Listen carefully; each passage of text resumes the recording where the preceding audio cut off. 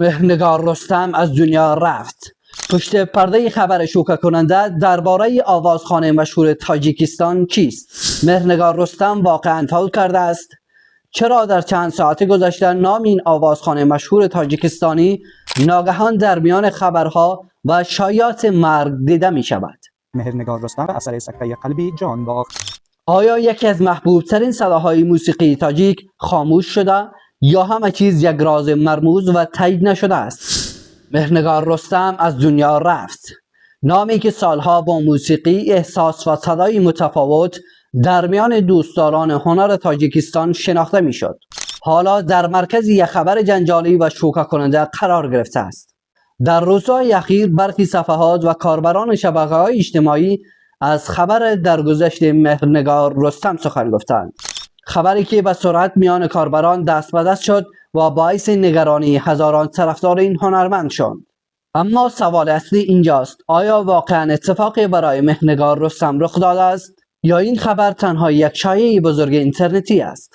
مهرنگار رستم یکی از چهره‌های شناخته شده موسیقی تاجیکستان به شمار می‌رود.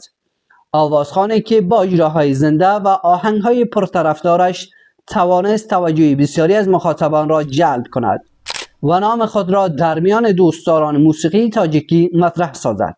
به همین دلیل انتشار هر خبر درباره او می‌تواند واکنش‌های گسترده ایجاد کند.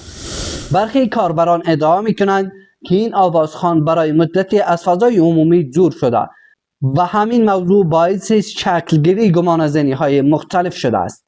اما در مقابل عده دیگری باور دارند که سند رسمی و معتبری برای تایید خبر مرگ او وجود ندارد و بسیاری از مطالب منتشر شده تنها بر اساس شایعات فضای مجازی نشر شده است. موضوع زمان عجیب تر می شود که تا این لحظه هیچ اعلامیه رسمی و واضحی از منابع معتبر درباره این خبر منتشر نشده است. همین سکوت باعث شده است که ابهام‌ها بیشتر شود و سوالات زیادی در ذهن طرفداران شکل بگیرد. آیا واقعا اتفاقی ناگوار رخ داده است یا شاید ماجرا چیزی کاملا متفاوت باشد؟ برخی میگویند حقیقت پنهان در پشت این خبر وجود دارد.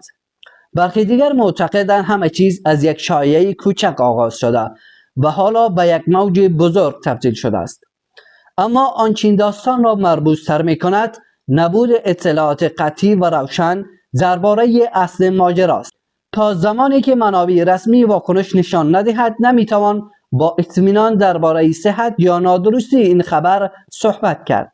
پس سوال همچنان باقی میماند: مهرنگار رستم واقعا از دنیا رفته است یا نامی این آوازخوان مشهور تاجیکستان تنها قربانی یک شایعه بزرگ شده است؟ فعلا همه چیز در حالی از ابهام قرار دارد و هیچ تایید 100% درباره این خبر وجود ندارد. شاید در ساعتها یا روزهای آینده حقیقت آشکار شود، اما تا این لحظه تمام آنچه شنیده می شود بیشتر شبیه یک راز مرموز و تایید نشده است. نظر شما چیست؟ آیا این خبر حقیقت دارد یا تنها یک شایعه جنجالی دیگر است؟